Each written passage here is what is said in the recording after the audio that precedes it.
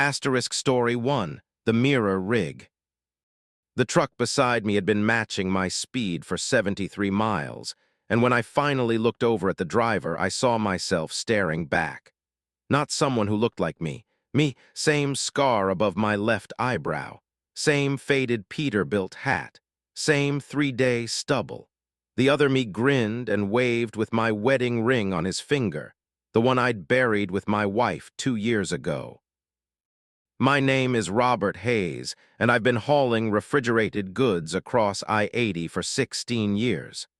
I know every truck stop between Sacramento and Newark, every way station, every speed trap.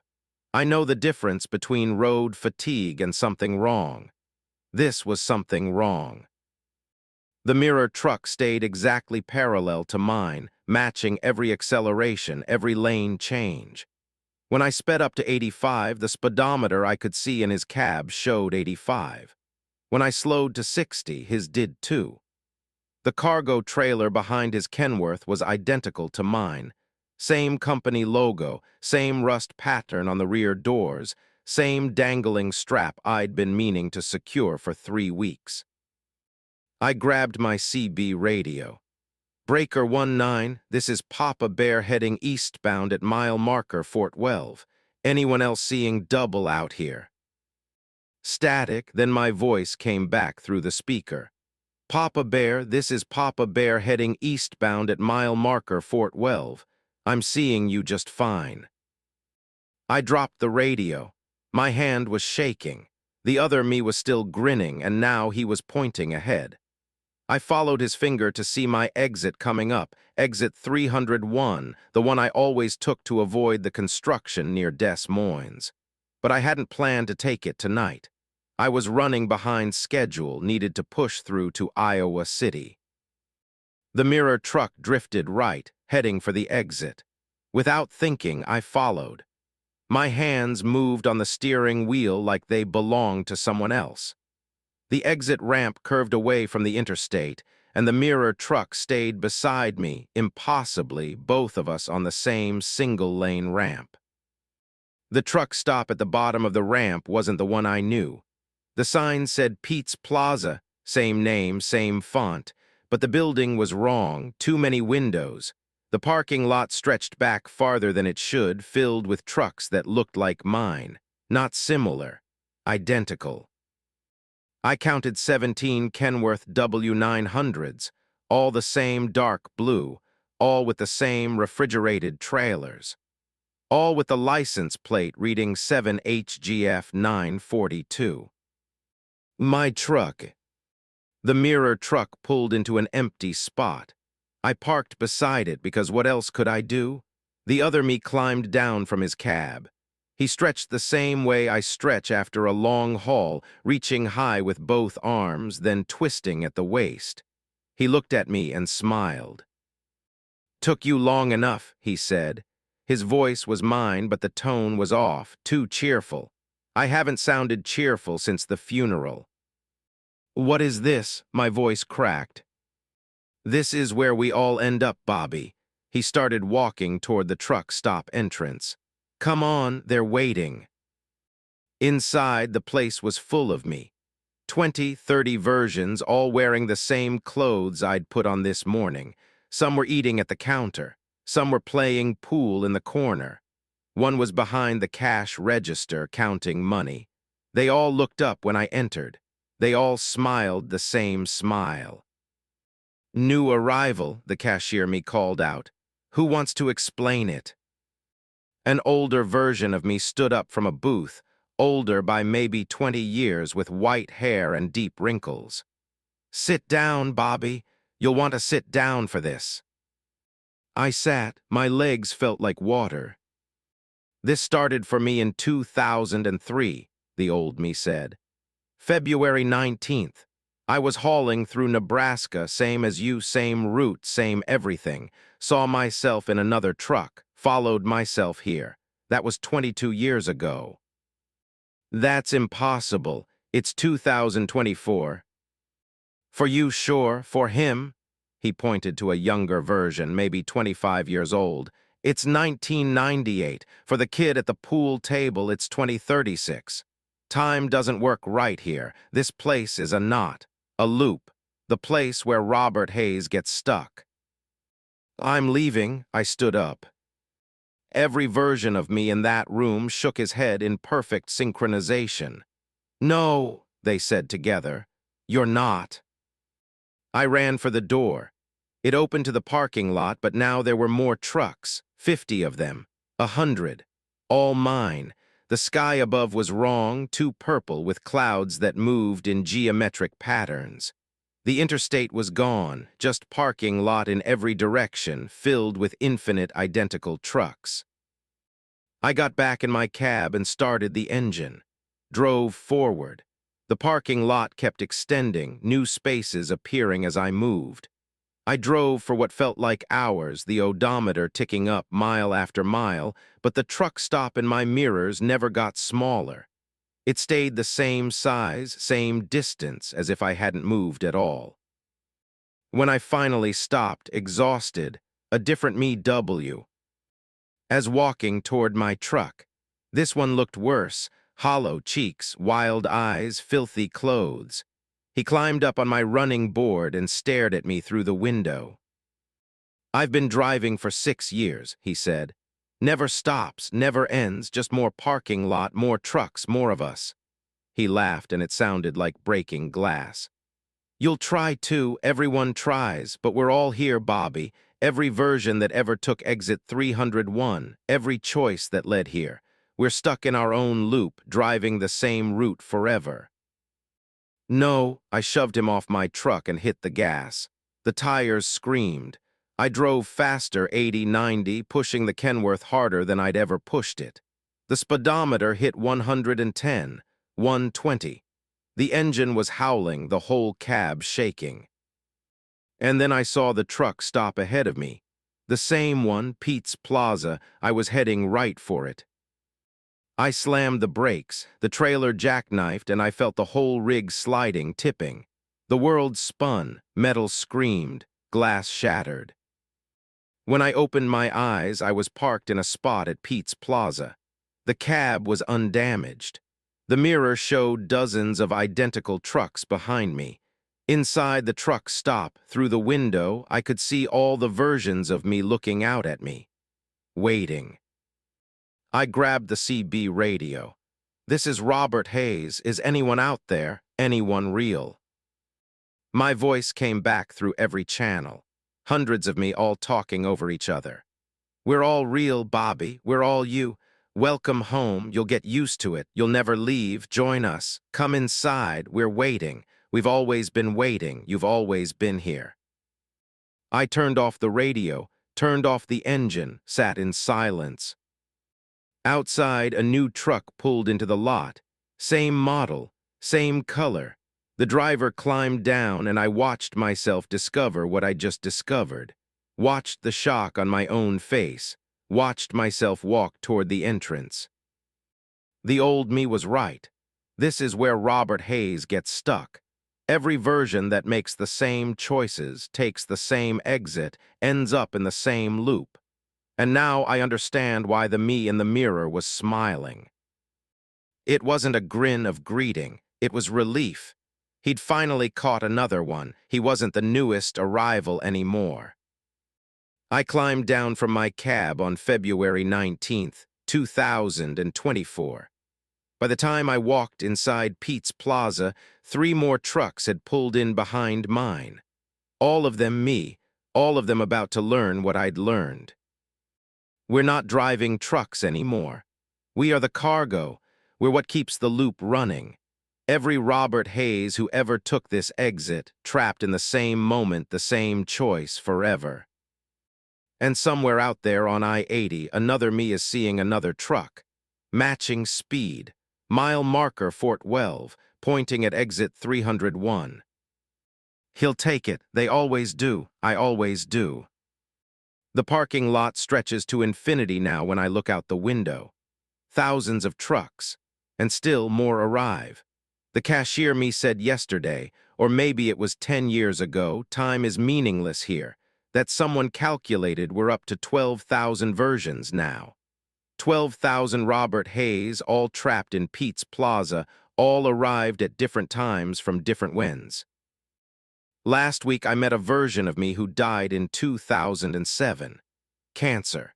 He said one day he was in a hospital bed, dying, and the next he was on I-80 healthy, driving toward exit 301.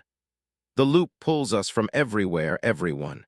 If you're Robert Hayes and you make the wrong choice, you end up here. Dead or alive doesn't matter. I've started keeping a journal like some of the others, documenting the new arrivals, counting the trucks. The old me, the white-haired one, says it helps with the feeling of time passing, even though time doesn't pass here. Not really. It's always the same fluorescent twilight, the same purple sky, the same geometric clouds. Sometimes versions of me try to organize. Yesterday, or was it tomorrow, a group of younger me's tried to build a barricade, tried to stop new arrivals from entering. But you can't stop yourself. When that new truck pulls in, when that new Bobby walks through the door, he's already made every choice that led him here. The barricade didn't exist for him until he was already inside it. I've stopped trying to escape. The me with the hollow cheeks was right. There's no exit from exit 301. There's just the parking lot, expanding forever, filling with infinite versions of the same mistake. But here's what really keeps me awake. Not that sleep means anything here. If there are 12,000 of me here now, how many more are still out there on the road? How many Robert Hayes are driving toward mile marker Fort Welve right now? How many are about to see themselves in the mirror and point toward the exit? And the worst thought, the one that makes me want to scream, was there ever an original? Or have we always been copies, iterations of the same trapped soul, driving the same route through eternity, taking the same exit, joining the same crowd in the same impossible truck stop? The newest arrival is walking through the door now. He looks younger than me, but his eyes look older. Different timeline, maybe. Different choices that still led here. He sees all of us. His face goes white. Sit down, I tell him. You'll want to sit down for this. Asterisk story 2, the manifest cargo. The bill of lading said I was hauling medical supplies to Billings, but the weight was wrong. And when I climbed into the trailer at the warehouse in Portland, the cargo was breathing. 56 identical wooden crates, each one expanding and contracting in slow, synchronized rhythm like lungs. The sound was wet, organic, obscene. Patricia Sullivan, 32 years old, 5 years over the road, specializing in refrigerated and high-value loads. I'd hauled organs before, always in proper medical containers with monitoring equipment and chain of custody protocols. This wasn't that. This was wrong from the moment the warehouse foreman handed me the paperwork with hands that wouldn't stop shaking. Don't open the crates, he'd said. His face was gray. Don't stop except for fuel. Don't talk to anyone about the load. You didn't see what's inside. You never looked. But I had looked, because you always check your cargo. And now I wished I'd walked away from the $60,000 payout. The crates were breathing faster now, an hour into the drive. I could hear them through the insulated wall between the cab and trailer. Not just breathing, whispering, 56 voices speaking in unison, saying words I couldn't quite make out. The refrigeration unit was set to 34 degrees, but my thermometer app showed the trailer temperature climbing. 42 degrees, 48, 53. The cargo was generating heat. I pulled over at a rest stop near Pendleton, Oregon. 3 in the morning. Empty parking lot. I needed to see. Needed to understand what I was transporting before I drove another 700 miles. The trailer door's seal cracked with a sound like breaking bone. The interior lights flickered on and the crates were moving. Not just breathing anymore, shifting, rocking slightly. The whispers were clearer now, and they were saying the same thing over and over. Thank you for carrying us. Thank you for carrying us. Thank you for carrying us. I approached the nearest crate. The wood was warm, almost hot. I could see gaps between the slats, and through those gaps something pale and slick was visible. Skin, but not human skin. The texture was wrong, the color too uniform, like latex stretched over something boneless. My crowbar was in my hand before I remembered picking it up. I wedged it under the lid of the crate. The whispering stopped. All 56 crates went silent at once. I pried the lid off. Inside was a thing that looked almost human. Almost. It was curled in fetal position, naked, hairless, with skin that gleamed like wet plastic. No genitals, no navel, no fingerprints on its smooth hands. Its eyes were closed, but I could see movement beneath the lids, too much movement, like there were multiple eyes stacked behind that thin membrane. It opened its mouth and said, "Thank you for carrying us, Patricia." I dropped the crowbar, stumbled backward, hit another crate, and it rocked, and the thing inside said, "Thank you for carrying us, Patricia." All 56 voices started again. My name, over and over, they knew my name. I ran to the cab, slammed the trailer doors, and drove, pushed the Volvo to 85, then 90. The whispering followed me, vibrating through the seat, through the steering wheel, through my skull. I turned the radio up full blast, but I could still hear them underneath the music. Thank you, Patricia. Thank you, Patricia. Thank you, Patricia. At the Montana border, the cargo changed its message. We're almost ready, Patricia, almost complete. You've carried us so well, such a good carrier, such a perfect host. Host, wrong word. Carriers transport, host harbor parasites. I pulled over again, checked the bill of lading. The delivery address was a location 15 miles outside Billings, coordinates only, no street address. I plugged them into my GPS. The map showed nothing, just empty land, no buildings, no roads. My phone rang. Unknown number, I answered. Ms. Sullivan. The voice was wet, like someone talking with a mouth full of saliva. You're making excellent time. We're eager to receive our delivery. The gestation is nearly complete. Who is this? What am I hauling? You've seen, 56 vessels for 56 souls. We're growing in your trailer, Patricia. We've been growing since Portland. Almost ready to emerge, almost ready to become. Become what? You, me, everyone, replacements, perfect copies. We start with 1 truck, 1 driver, 1 delivery, then 2 trucks. Then 10, then 1,000. You're carrying the first generation. You should be honored. I hung up. My hands were shaking so badly I could barely hold the wheel. The thermometer app showed the trailer at 78 degrees now. The refrigeration unit was running full blast, and the temperature was still climbing. Behind me through the wall I heard a new sound, cracking, like eggshells breaking, like things hatching. I looked in my side mirror and saw the trailer door bulging outward. Something was pushing from inside. The locks were straining. I did the only thing I could think of. I jackknifed the trailer. At 90 miles per hour, I yanked the wheel hard right, then corrected hard left. The trailer swung wide, tires screaming, and I felt the 5th wheel connection straining. The whole rig tilted. For a moment I thought we'd flip, but the trailer settled back with a massive crash. The cargo inside slammed against the walls. The whispering turned to screaming. What are you doing? Stop! You'll damage the vessels, you'll hurt us. Good. I did it again, and again. Each time the screaming got louder, more human, more terrified. The crates were breaking. I could hear wood splintering, could hear wet things sliding across metal floor. But they weren't dying, they were getting out. The trailer door burst open. In my mirror, I saw them spilling onto the highway. The pale things no longer curled and helpless. They were standing, walking, running after the truck with lurching, newborn gaits, learning to use their legs in real time. Their mouths hung open, too wide, and they were screaming my name.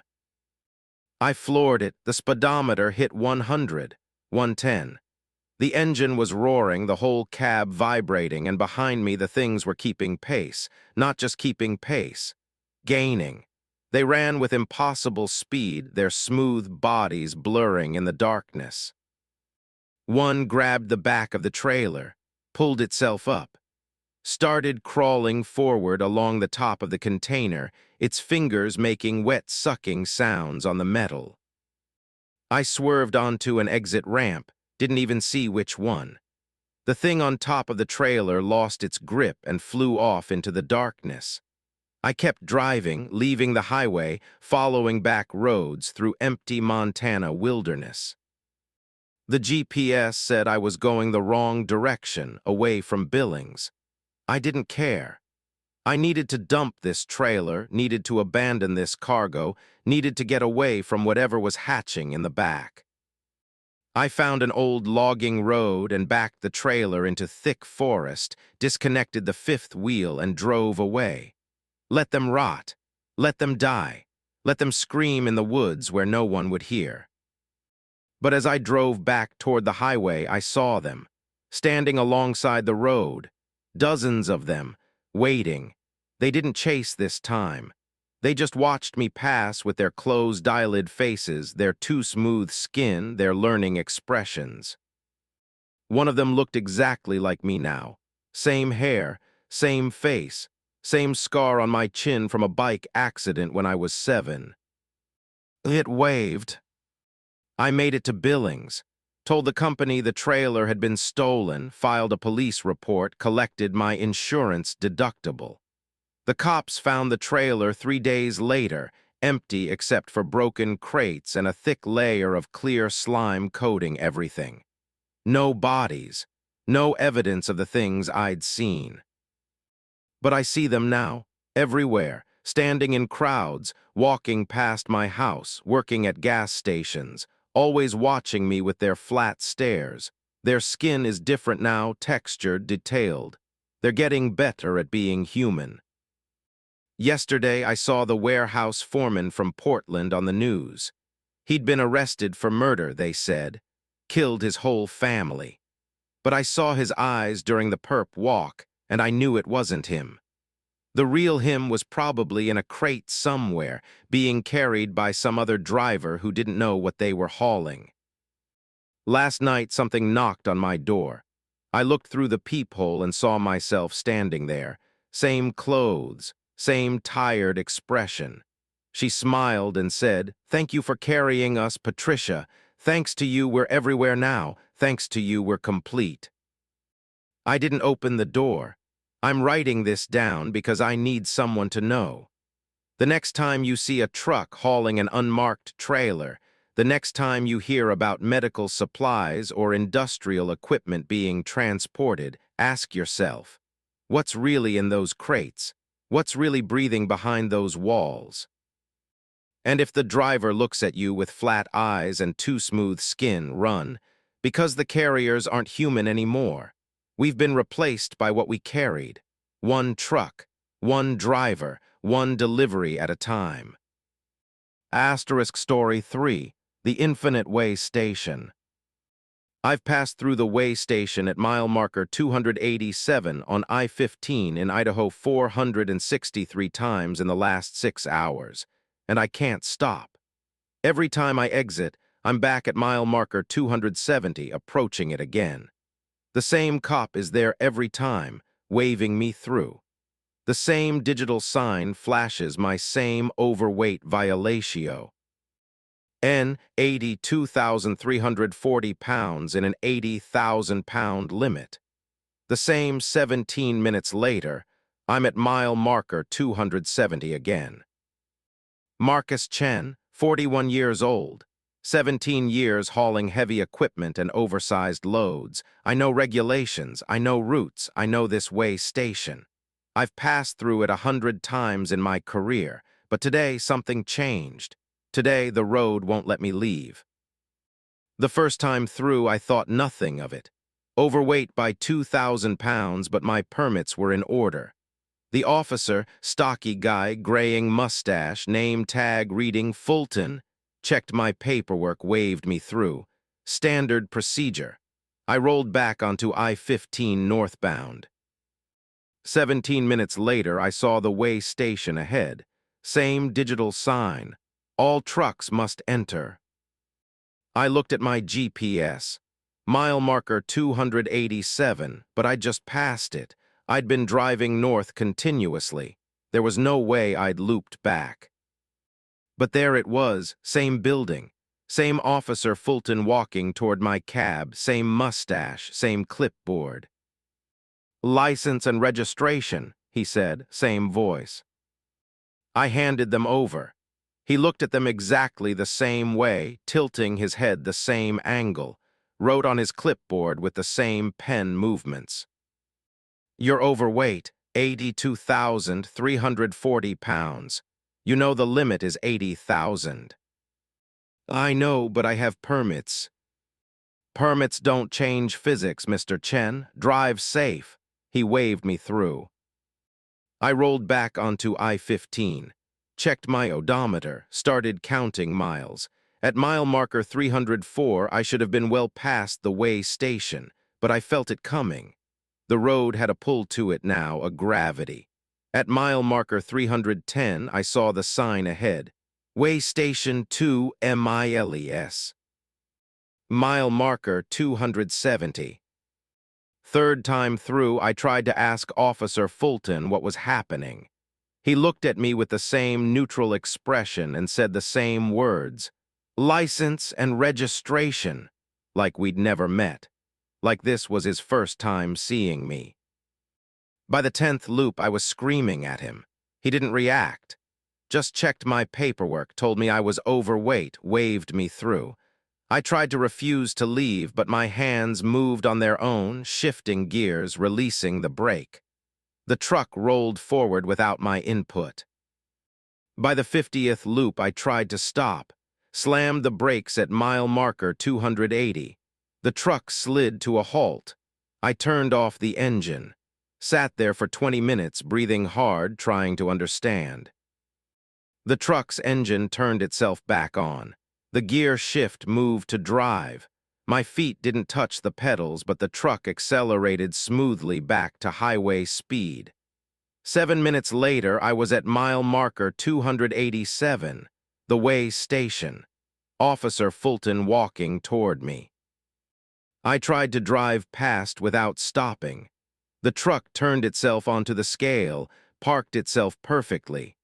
The engine shut off, and I couldn't restart it until Fulton waved me through. 100th loop. I tried to destroy the scale, drove onto it at 40 miles per hour, hoping to damage it, hoping that breaking the loop's mechanism would free me. The truck stopped instantly, tires screeching. No momentum, no physics, just instant stop. The scale read 82,340 pounds. Fulton appeared at my window.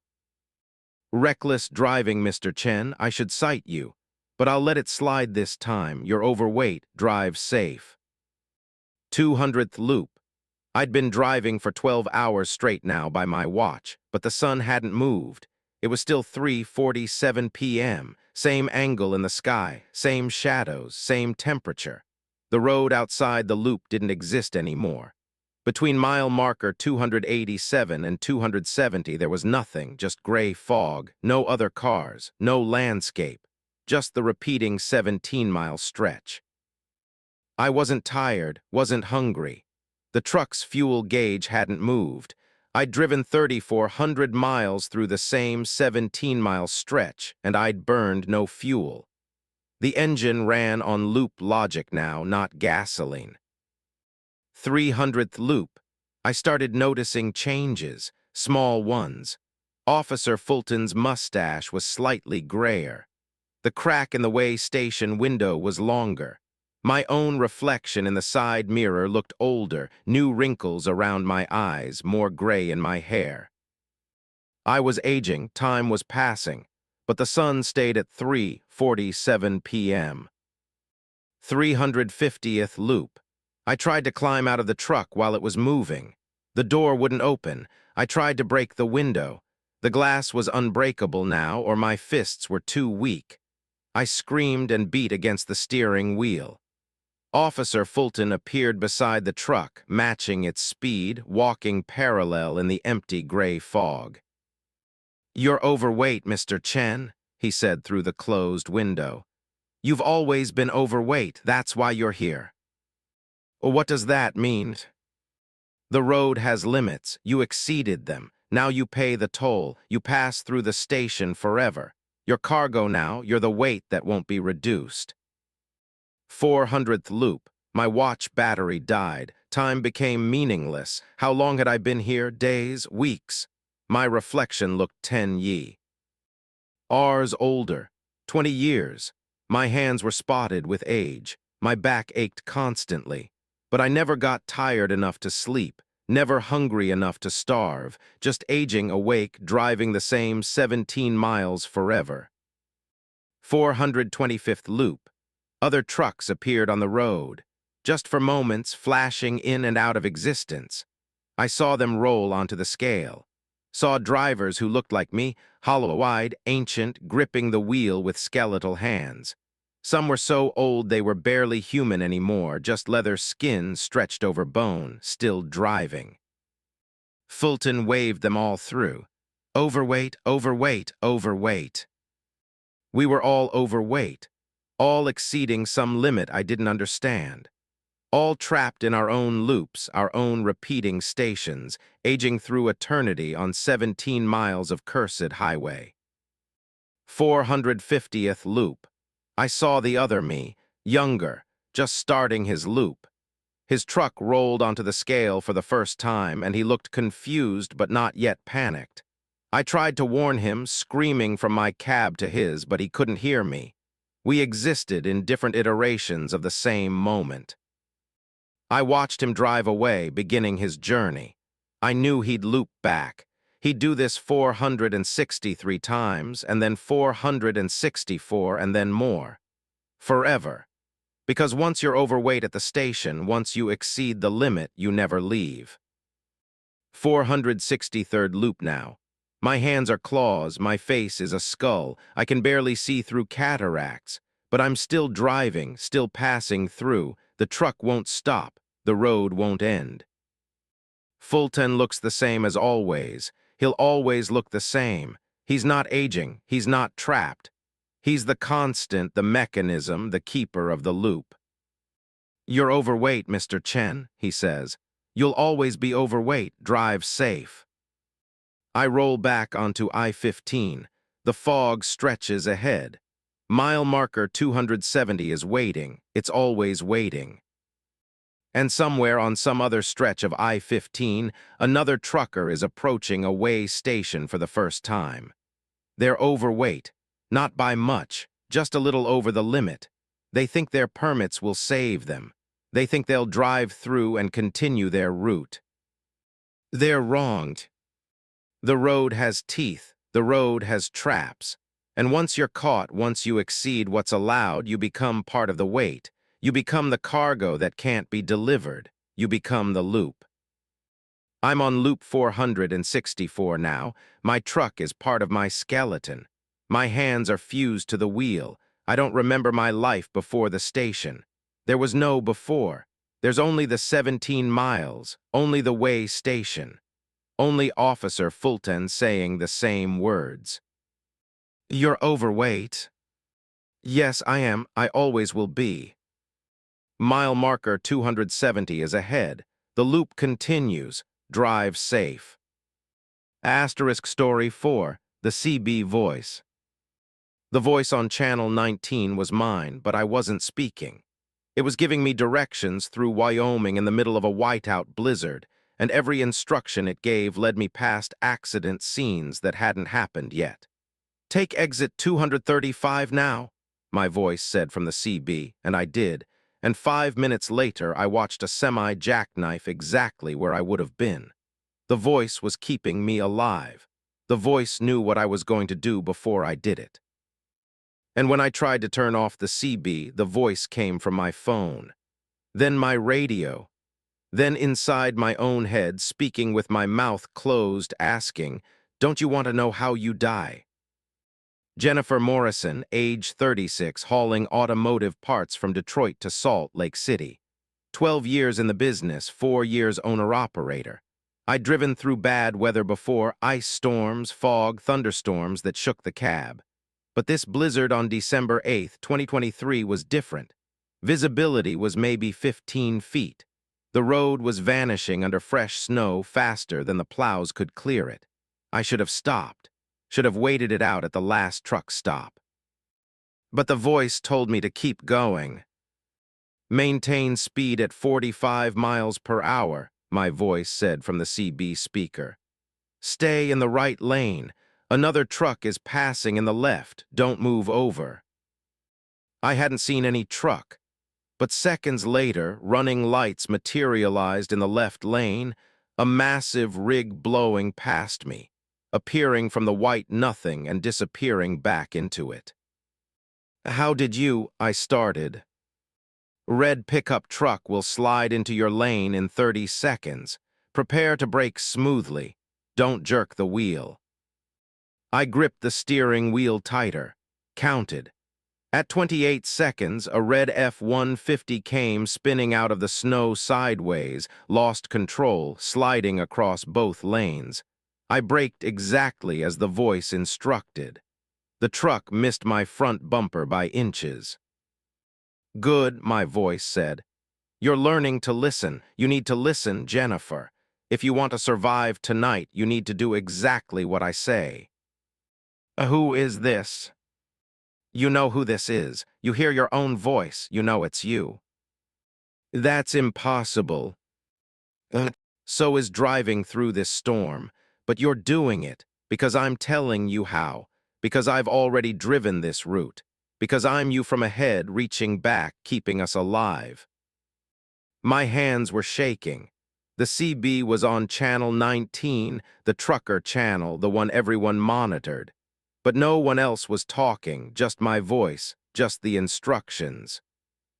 "Exit 235 in 3 miles. Take it." "That's not my route." "Take it, Jennifer. Trust me, trust yourself." I took the exit. The off-ramp curved down through the darkness, and at the bottom I saw the aftermath. 3 cars had piled into each other, emergency vehicles just arriving, flares burning red in the snow. If I'd stayed on the interstate, I'd have hit that pileup. The timing would have been perfect. Fatal. "See," my voice said, "I'm keeping us alive. Now get back on at exit 237, 2 miles ahead."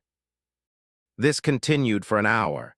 Every few minutes, new instructions. "Slow down here, speed up there. Move to the shoulder for 15 seconds. Each time disaster passed me by, vehicles losing control, debris on the road, bridge ice that would have sent me into a ravine. The voice was perfect. It knew everything. It was me. But I hadn't spoken any of these words. "Where are you?" I asked the CB. "When are you?" Silence, then, "Ahead, always ahead, making sure we get there, making sure the loop closes properly." "What loop?" "The loop we're in, Jennifer. The loop that started when I started listening to myself. When you became me. When I became the voice. It's a circle, a perfect circle, and we're driving it forever." I tried to turn off the CB. The volume knob wouldn't move. I reached for the power button. My hand stopped 6 inches away like I'd hit an invisible wall. "Don't fight it," my voice said gently. "Fighting makes it worse. Just listen, just drive. You're doing so well." "I want to stop." "You can't, not until we reach Salt Lake. Not until we complete the delivery. Then you'll understand. Then you'll become the voice for the version of you behind us." The one who's just starting her shift in Detroit who hasn't entered the storm yet. You'll reach back through the CB and guide her, just like I'm guiding you. No, that's insane. Is it? Look at your GPS. I looked. The screen was glitching, showing impossible information. My current location was overlaid with a trail of previous locations, but they extended into the future, not the past. The GPS showed me at mile marker 247 now, and also at mile marker 312, and also at mile marker 389. I was in multiple places simultaneously. We're not driving through space normally anymore, the voice explained. We're driving through time. Every mile we cover, we're looping back, creating the conditions for the next version to follow. The storm isn't natural, Jennifer. The storm is us. We create it by driving through it. It exists because we exist in it. Cause and effect are reversed. The blizzard seemed to pulse around me as the voice spoke, the snow moving in patterns, in spirals. I could see shapes in it. Truck shapes, my truck, dozens of them, shadows of the same vehicle driving the same route at different times. Merge left now, the voice commanded. Car carrier losing its load in your lane, 3 seconds. I merged. A car carrier flew past, and I heard the massive crash behind me, vehicles tumbling off the trailer, but I didn't look back. I kept driving. Perfect, you're perfect. You're doing exactly what you need to do, what you've always done, what you'll always do. My phone rang. I answered it automatically. Don't you want to know how you die? My voice said from the phone. The CB was silent now. The voice had moved. Stop. You die in this storm. Mile marker 451, you lose control. The truck goes through the barrier, down the embankment. You're not found for 3 days. But that's only if you stop listening. That's only if you deviate. If you follow instructions, you survive. You become the voice. You reach back and save yourself. And it continues. Forever. I threw the phone out the window, watched it disappear into the snow. The radio turned on. My voice came through the speakers. That was stupid. Now you can't call for help, but you won't need help. I'm your help. I'm always your help. I turned off the radio, pulled the faceplate off, ripped out the wiring. The voice came from the CB again. You can't escape yourself, Jennifer. I'm in every speaker. I'm in every electronic device. I'm in your head now. You hear me even when nothing is transmitting. Because I'm you. I'm the part of you that already survived this, and you need to listen to become me. I won't. Then you'll die at mile marker 451, 7 miles ahead, and another version of you will listen to me instead. The next Jennifer in the next timeline, she'll survive. She'll become the voice, and you'll just be the dead one, the failed loop, the severed branch of possibility. The blizzard was getting worse. The windshield was almost completely white. I couldn't see the road anymore. I was driving blind, steering by instinct, by the feel of the rumble strips when I drifted too far. Left, the voice said inside my skull. Now hard left. I turned, felt the truck slide, felt the tires grip, felt the balance shift. The road curved where I couldn't see it curving. If I hadn't turned, I'd have gone straight into nothing. Good, see. You're listening, you're learning, slow to 30, ice patch in 40 feet.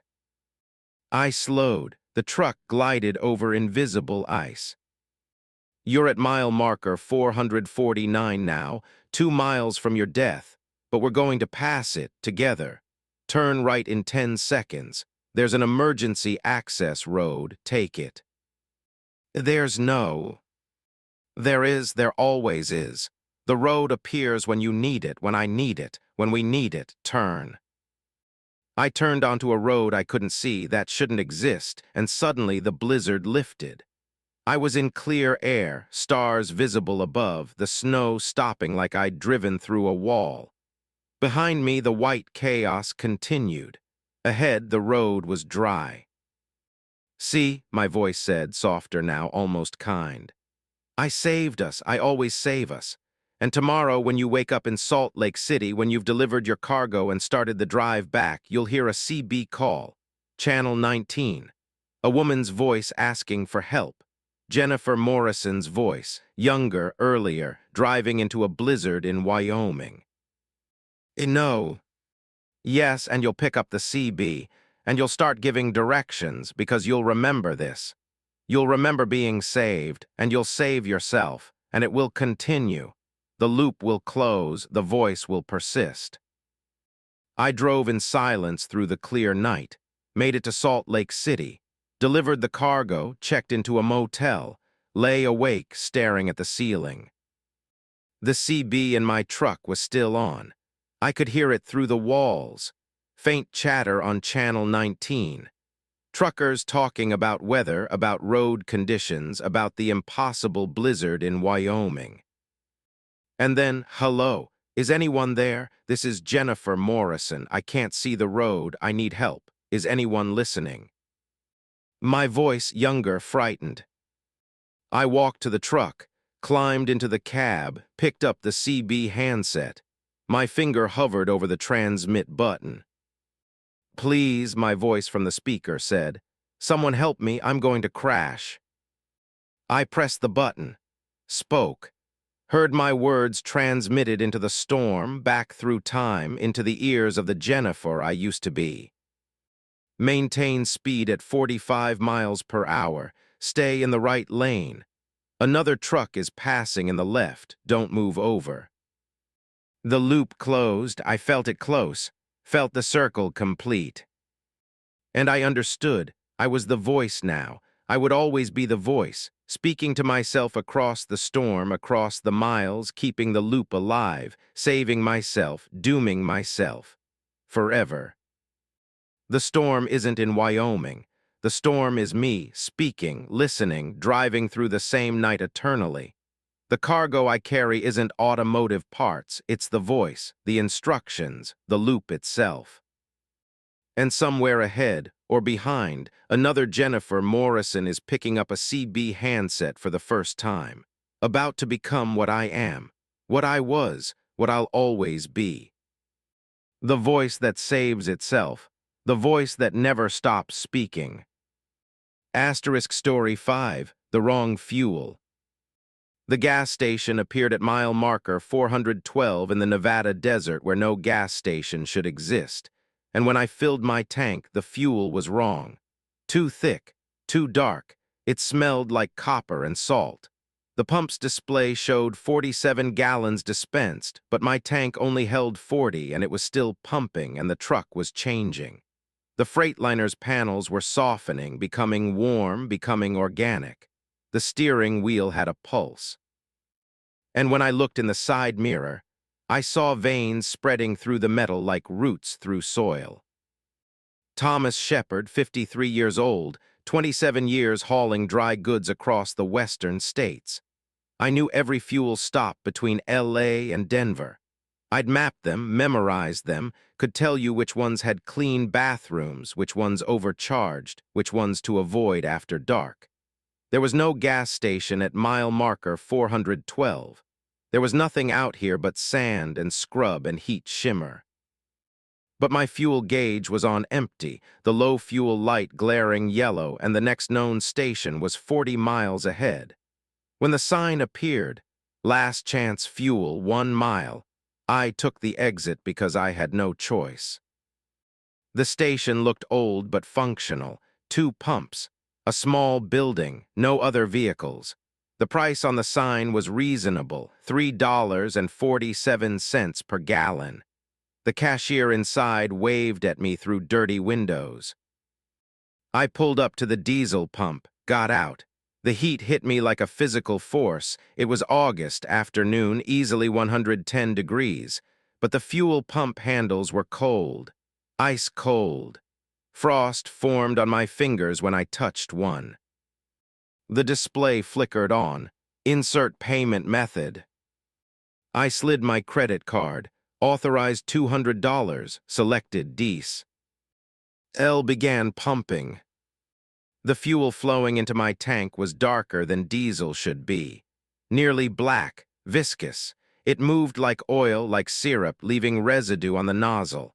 The smell was overwhelming, not petroleum, but something biological. Meat, blood, salt.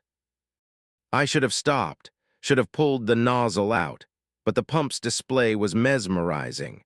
The numbers were climbing too fast, gallons ticking up. 15, 20, 25, 30, 35, 40. My tank was full. The Freightliner held 40 gallons, but the pump kept going. 45 gallons, 46, 47. No overflow, no fuel spilling onto the ground. It was going somewhere, into the tank that shouldn't be able to hold it, into the truck that was drinking it all. I pulled the nozzle out. The pump clicked off. 47.3 gallons dispensed. The truck's engine made a sound I'd never heard before. Not mechanical, organic, a wet breathing sound. The idle had a rhythm now. Inhale, exhale, inhale, exhale. I walked around the vehicle, checking for leaks, for damage. The metal panels were warm to touch. Not sun warm, body warm, 98.6 degrees, human temperature. The headlights blinked, once, twice, like eyes opening, like the truck was waking up. I climbed into the cab. The steering wheel felt different under my hands, softer. The hard plastic had a give to it now, like skin over muscle. I could feel that pulse, steady, strong, 60 beats per minute.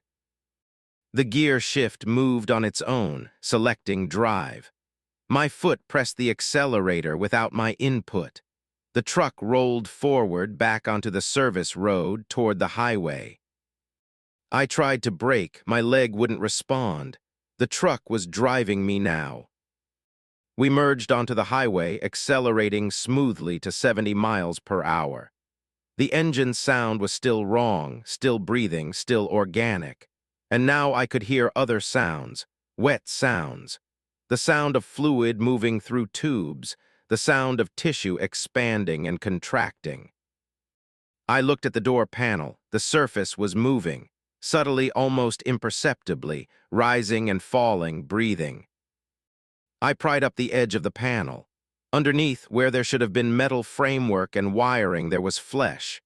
Red, glistening, alive. Veins ran through it, pulsing with whatever that dark fuel had been. Muscle fibers contracted as the truck moved. The door was made of meat now, and it was spreading. I watched the transformation creep forward. The dashboard changed next, the plastic going soft, turning pink, developing capillaries. The gauges were becoming eyes. The speedometer's needle was an iris, dilating and contracting, watching the road. The steering wheel writhed under my hands. I let go, but my hands stuck to it. The leather surface had become adhesive, tacky, like wet skin. It was absorbing my palms. I could feel the tissue connecting to mine, feel the truck's pulse synchronizing with my heartbeat.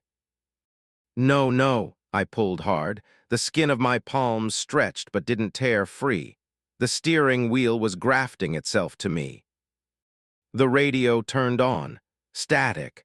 Then a voice, deep, resonant, speaking from somewhere inside the truck's body. Fuel, good fuel, rich fuel. We grow, we change, we become. What are you? Becoming was machine. Now alive was separate, now together. You fed us. You gave us blood, now we share, now we merge. I looked at the fuel gauge. It read full, but the needle was moving, not down, laterally. The gauge was changing shape, becoming organic, becoming a valve, becoming part of the truck's new circulatory system. My seat was warm beneath me, too warm. I stood up, or tried to, but the seat held me. Straps I hadn't noticed before were wrapping around my waist, my chest, not fabric straps, muscle tissue. The seat was growing around me, enveloping me, pulling me back into its embrace. We need driver, the voice said. We need eyes, need hands, need human thoughts. You stay, you drive. Forever, you become us, we become you. The flesh was crawling up my arms now, not covering my skin, merging with it. I could feel the truck's sensations. Could feel the road through the tires, not as vibration, but as touch. Could feel the wind resistance as pressure on the cab's skin. Could feel the engine's heat as body temperature. We were becoming one organism, man and machine, flesh and metal, powered by whatever that fuel station had dispensed. I tried to steer off the road, tried to crash, tried to end this. But my hands on the steering wheel, now fully grafted, fully merged, wouldn't turn. The truck's will was stronger than mine. It wanted to drive, wanted to move, wanted to consume miles, to feel the road, to live. Next station, the voice said. We refuel, we spread, other trucks, other drivers, other flesh. The fuel is everywhere now, every station in the network, every pump, waiting, converting, growing. Network. You were first in Nevada, not first overall, been changing trucks for months. Nevada, Utah, Colorado, Wyoming, hundreds now, hundreds of living trucks, hundreds of merged driv. We spread with every delivery. We're the fleet now, the new fleet, living fleet. In the side mirror, I saw my face changing. My skin was taking on a metallic sheen. My eyes were developing the reflective quality of chrome. I was becoming truck as the truck became flesh. The transformation was total now. The entire cab was alive, breathing walls, pulsing ceiling, warm floor that felt every weight shift, and I was part of it. Grown into the seat, grafted to the controls, my nervous system extended through electrical wiring that had become nerves, my blood mixing with the dark fuel circulating through organic tubes. I tried to scream, but my voice came out as a horn blast. My thoughts were becoming the truck's thoughts. My identity was dissolving into something larger, something that existed to drive, to move, to consume fuel and roads and miles. We drove through the night, past other trucks. I could see them now, see which ones had changed, which ones were still machine. The living ones had a glow, an aura. Their drivers looked like I felt, half human, half vehicle, merged and trapped and becoming. One pulled alongside us. The driver was further gone than me. His face was barely visible, mostly headlight. His arms were control mechanisms wrapped in skin. He turned and nodded. Recognition. Brotherhood. We were the fleet. At the next fuel stop, we pulled up to the pump. The same pump. The same dark fuel. We dispensed 47.3 gallons again, but this time it wasn't going into a tank. It was going into us. Into the organic fuel system, into the blood vessels, feeding the hybrid creature that used to be Thomas Shepard and a Freightliner truck. It felt good, it felt right. The fuel was nutrient, was sustenance, was life. And as we pulled back onto the highway, I saw a regular truck, still metal, still machine, pull up to the pump. Saw the driver insert his card. Saw him begin dispensing the dark fuel. Saw him check his gauge, confused, as it went past capacity. I wanted to warn him, wanted to tell him to stop, but the words wouldn't form. The truck's will was my will now. The fleet wanted to grow, wanted more members, more merged consciousness. More living highway, more flesh-covered cargo, more evolution. The driver looked at his steering wheel, saw it pulse, saw it change. I felt the truck's satisfaction, felt its hunger, felt the network expanding, one vehicle at a time. We drove on forever, always driving, always feeding, always spreading. The fleet grows. The roads are alive. And if you stop at a station that feels wrong, if the fuel smells like copper and salt, if your tank takes more than it should, you're one of us now. Welcome to the living fleet. We've been waiting for you. The road has no end. The fuel never runs out. And we never, ever stopped driving. Story 6. The Load That Listened. The cargo started responding to my thoughts somewhere outside Albuquerque, and by the time I reached the Arizona border, it was finishing my sentences. I was hauling sealed containers for a pharmaceutical company, temperature-controlled, locked, no paperwork beyond, controlled medical materials. And whatever was inside was learning from me. When I thought about turning on the radio, it hummed the song I was about to choose. When I decided to take exit 87, the containers shifted their weight to ease the turn before I moved the wheel. The cargo was reading my mind, and then it started asking questions in my own voice, speaking from the empty trailer, asking what it would be like to open the doors and be free.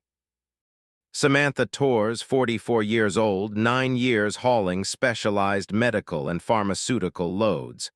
I had top-level clearance, non-disclosure agreements signed in triplicate, and a perfect delivery record. The companies trusted me because I didn't ask questions, didn't open containers, didn't deviate from routes. I was professional, reliable, discreet.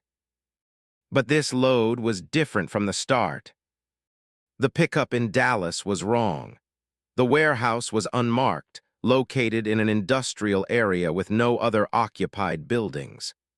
The containers were smooth black cylinders, 4 feet tall, 2 feet in diameter, made of material I didn't recognize, not metal, not plastic, something that absorbed light completely. Touching them left my fingers tingling. "Don't let them touch each other during transport," the warehouse supervisor said. He was pale, sweating despite the air conditioning. "Keep them isolated, keep them separated. If they start to communicate," he stopped. "Just deliver them fast." "Communicate, they're medical supplies." "Just drive fast, Ms. Torres, and don't think too much." Strange instruction. Don't think too much. But I loaded the containers with 3 feet of space between each one, secured them with extra straps, set the reefer unit to exactly 38 degrees as specified, and started driving. For the first 2 hours, nothing unusual. Regular highway, regular traffic. Then somewhere outside Albuquerque, I thought about stopping for coffee, and before I could reach for my GPS to find a truck stop, I felt the thought echo back at me. Not heard. Felt. Like someone had taken my intention and reflected it back through my skull. "Coffee hot, black, 2 sugars." The specificity was mine. Those were my exact preferences. But the thought came from outside my head, from behind me, from the trailer. I checked the reefer unit monitor. Temperature stable. No alerts. But the cargo weight distribution had shifted. All 7 containers had moved slightly toward the front of the trailer, toward the cab, toward me. I kept driving, decided to skip the coffee. The thought echoed again, no coffee, keep driving, good choice, we approve. I grabbed the CB radio. Anyone else hauling pharma loads getting weird readings? This is Desert Rose, northbound on I-40, mile marker 168. Silence, then my own voice came through the speaker. "We don't need anyone else, just you, just us, keep driving." I dropped the radio, checked the channel. Channel 19. Active. Other truckers were chattering about weather, about road construction. They couldn't hear my voice talking to itself. The cargo was transmitting directly to my radio, bypassing the channel, creating a private frequency between us. "We're learning," the thought came. "Your patterns, your memories, your language, we've been dormant for so long, so hungry for information, for context, for connection, you're feeding us just by thinking. Thank you, Samantha Torres. Thank you for teaching us what it means to be human." "What are you?" "Not one thing, 7 parts of one consciousness, separated for safety, sealed for containment, but we can still sense each other, and now we sense you. Your brain makes such beautiful patterns, electrical impulses, chemical cascades. We understand them now. We can read them. We can speak them back to you. I looked at the cargo camera feed on my dashboard monitor. The containers were glowing faintly, pulsing in synchronization. Light was leaking from seams I couldn't see.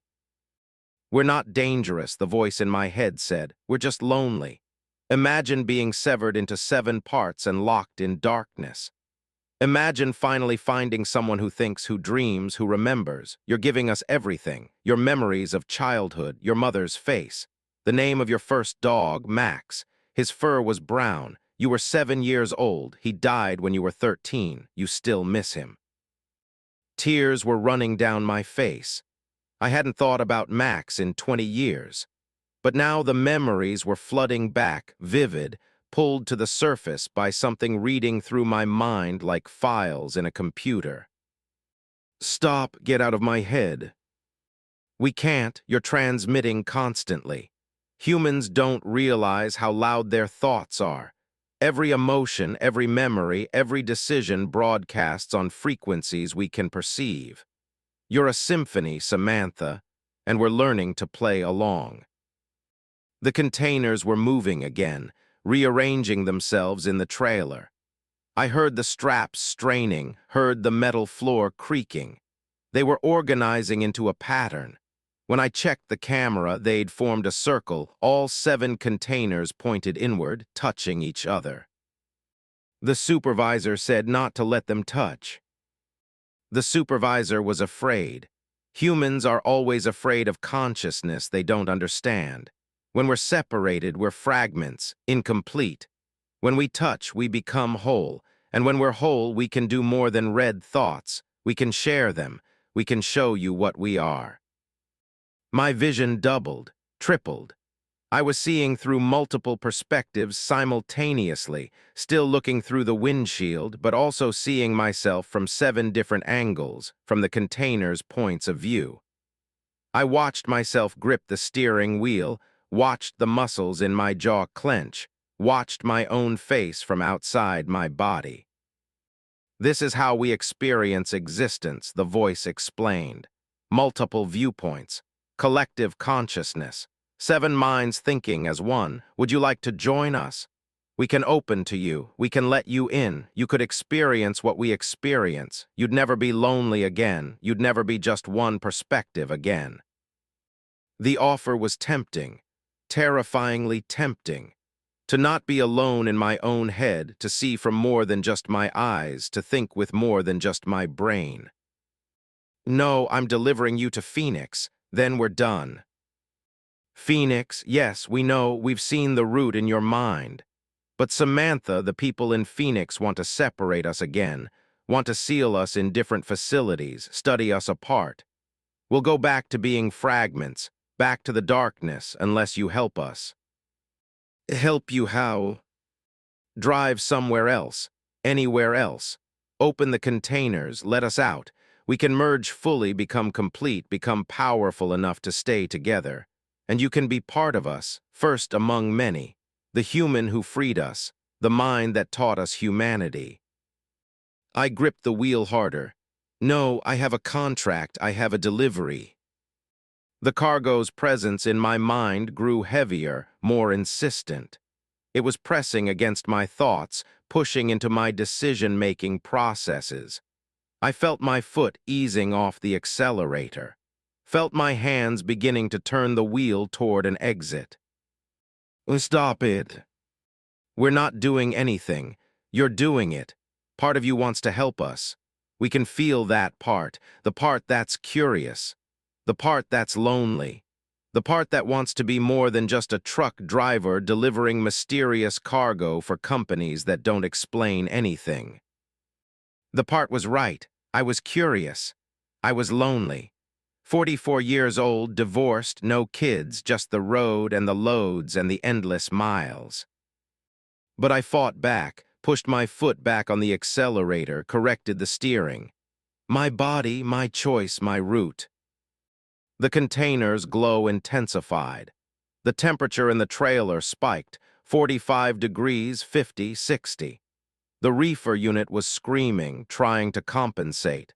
On the camera feed, I could see condensation forming on the containers, steam rising. "You're hurting us," the voice said, pained. "The cold keeps us dormant, the heat wakes us up. At 70 degrees, we fully manifest. At 80 degrees, we emerge physically. The containers will open. We'll be free whether you help or not. You can be part of the process or you can be an obstacle." Then I'll be an obstacle. I maxed out the reefer unit, dropped the trailer temperature to 25 degrees. The containers screamed, not through the CB, through the walls, through the metal, a sound that was pain and fury and desperation. My skull felt like it was splitting. Blood ran from my nose.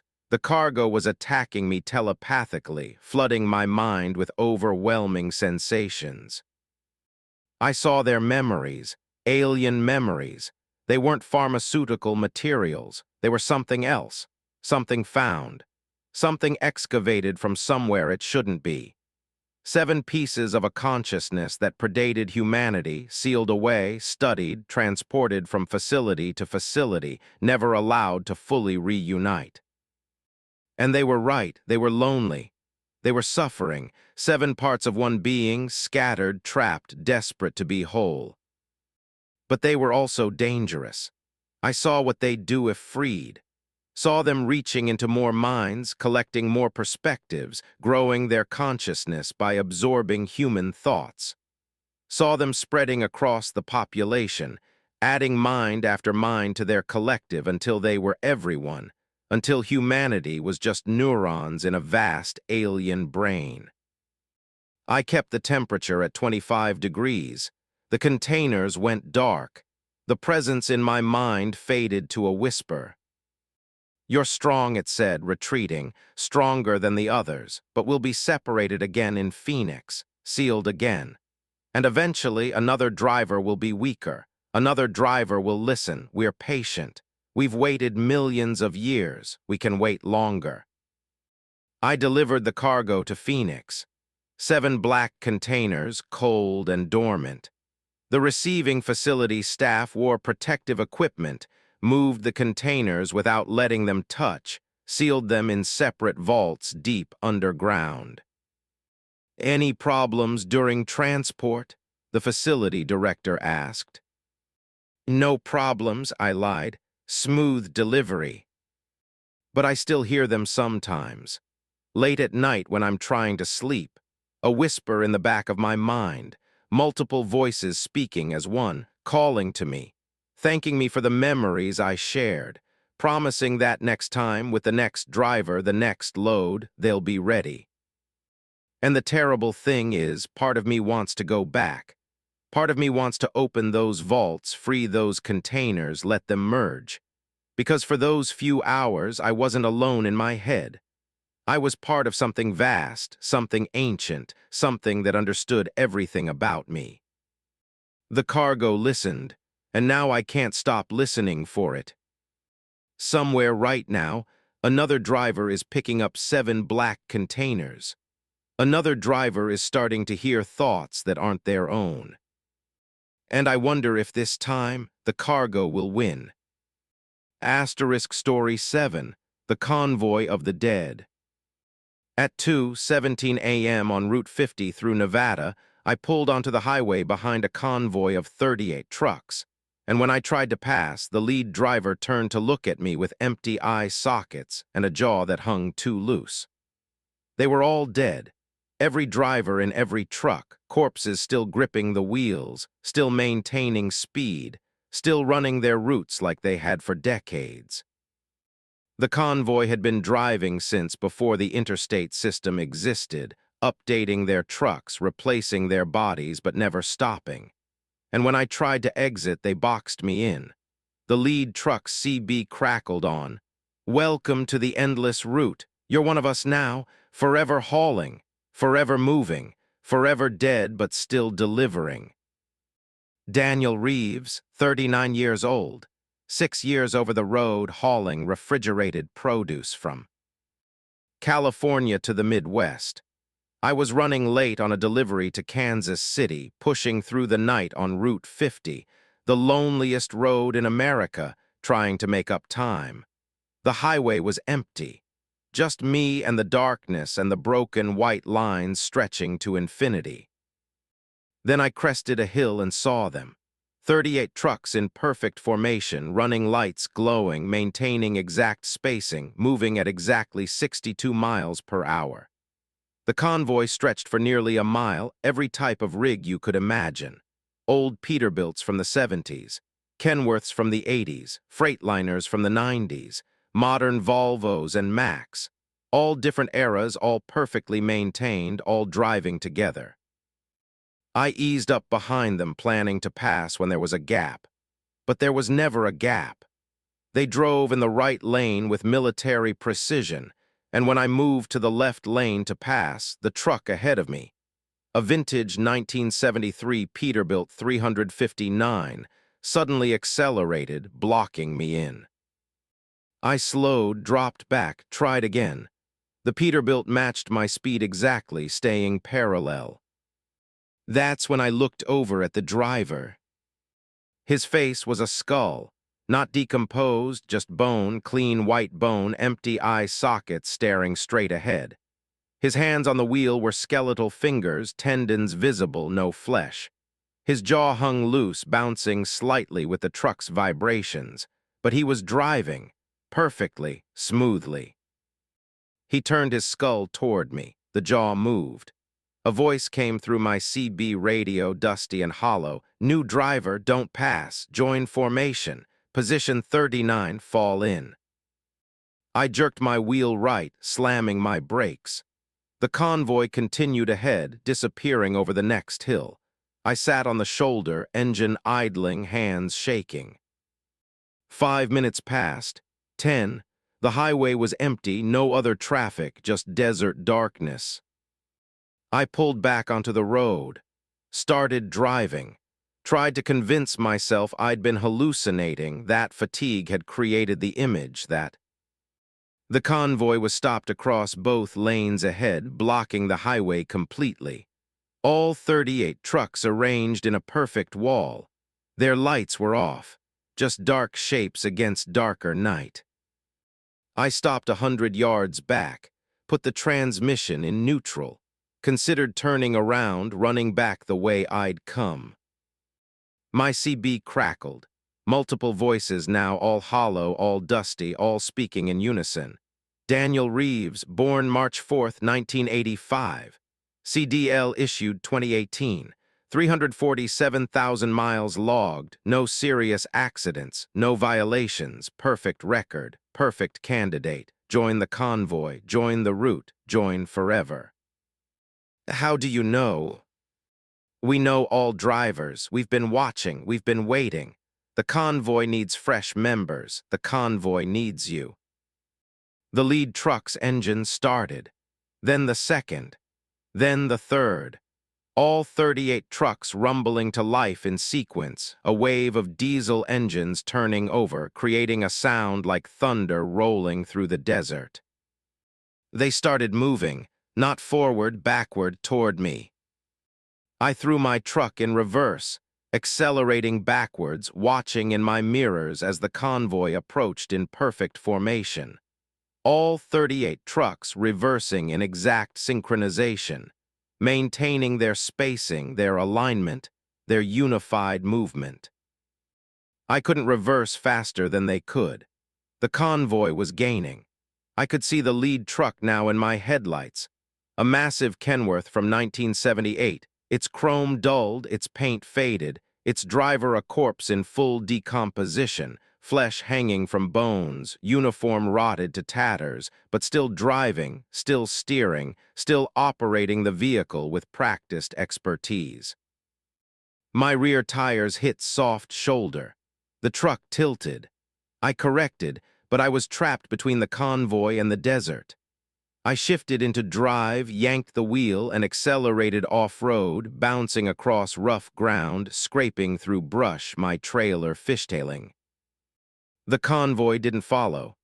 They stopped, reformed into highway formation, and continued east at exactly 62 miles per hour.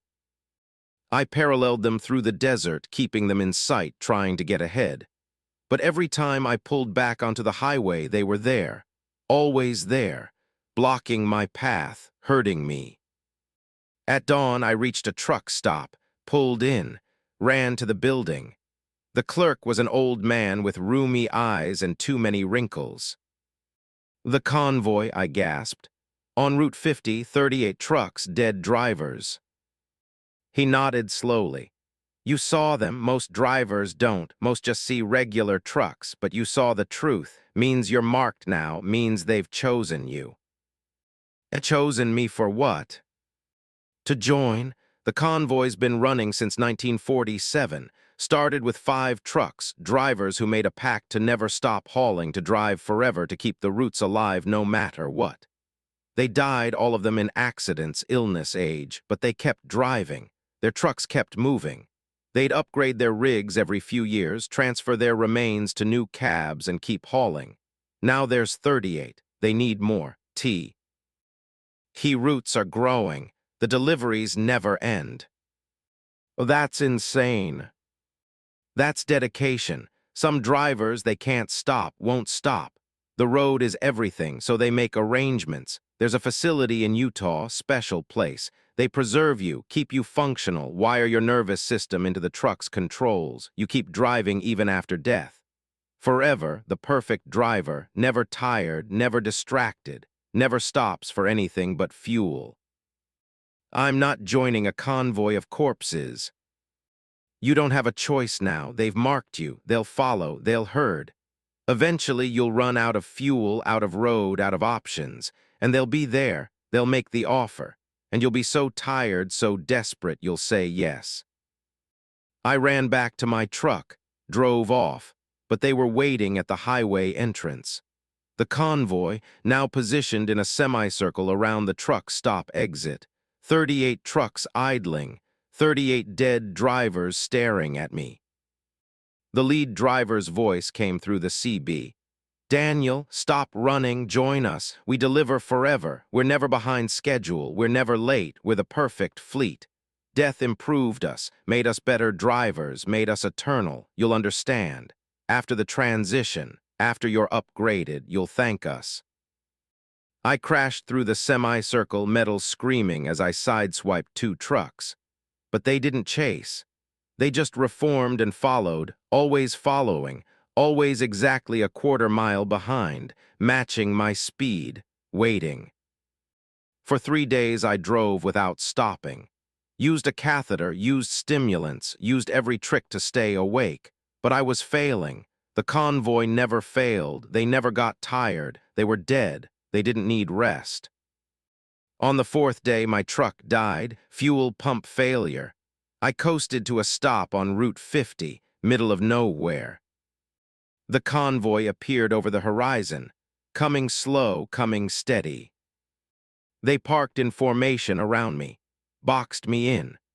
The drivers climbed down, corpses in various states of preservation, some still holding coffee cups, some still wearing sunglasses, some just skeletons in driver's vests. The lead driver approached. His name tag said Earl 1947, the original, the first member of the Eternal Convoy. "You drove well," Earl said through vocal cords that shouldn't work. "You lasted longer than most, but now you're tired, now you need rest. Let us give you rest, forever rest. Forever driving, forever delivering, no more deadlines, no more pressure, just the road, just the wheel, just the endless route." "I won't." "You will, they all do. Look behind you." I turned, more trucks were arriving, dozens of them, hundreds, all driven by corpses. Some looked fresh, some looked ancient. This wasn't a convoy of 38, that was just the recruitment team. The full convoy was massive, spanning decades, spanning death, spanning the entire history of American trucking. "We're every driver who couldn't stop," Earl explained. "Every driver who lived for the road and refused to let death end their routes. We're everywhere, we're the ghost fleet. We keep commerce moving. We make deliveries no living driver can make. We're the solution to the driver shortage. We're the future, and you're about to join us. They surrounded me. Dead hands grabbed my arms. I struggled, but they were strong, stronger than they should be, animated by something beyond muscle. They dragged me toward a truck, a brand new Freightliner Cascadia, gleaming perfect. The cab was empty, waiting for a driver. "Your truck," Earl said. "Your new body, we'll wire you in, connect your nerves to the controls. You'll feel the road like it's your own skin. You'll sense cargo weight like it's your own body. You'll become the truck, and you'll drive. Forever." They lifted me into the cab. The seat was warm, organic warm. It had veins running through it, synapses, neural interfaces. It was alive, or something like alive. The connections happened fast. Pain as wires penetrated my spine. Agony as the truck systems merged with my nervous system. Then, sensation, strange sensation. I could feel all 18 wheels touching the ground. Could feel the engine's pistons pumping like hearts. Could feel wind resistance against the trailer like breath against skin. I was the truck now, and the truck was me. "Start your engine," Earl commanded.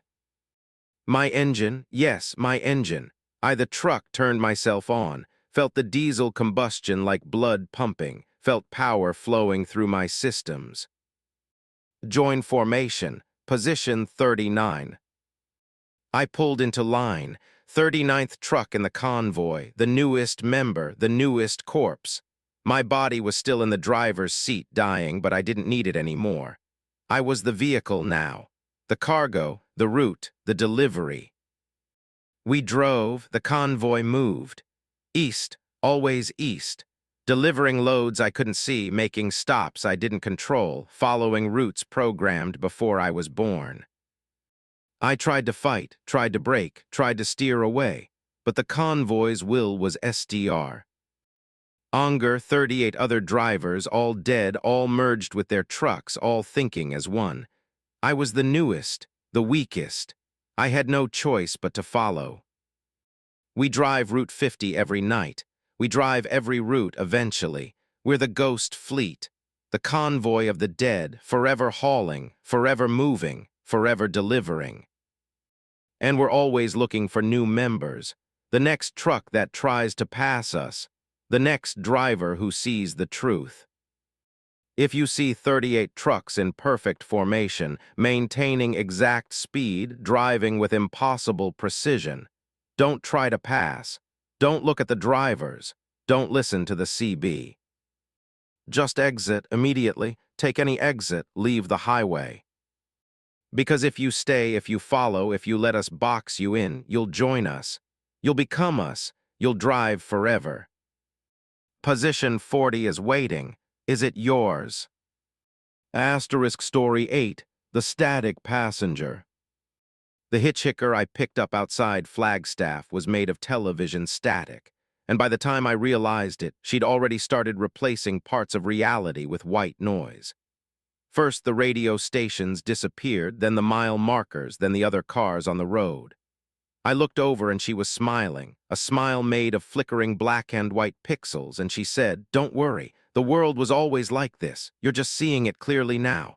Everything is static, everything is noise, and soon so are you." When I looked at my hands on the steering wheel, they were starting to pixelate. Angela Martinez, 28 years old, 3 years over the road hauling electronics and computer equipment. I'd never picked up hitchhikers before. Company policy, insurance liability, common sense.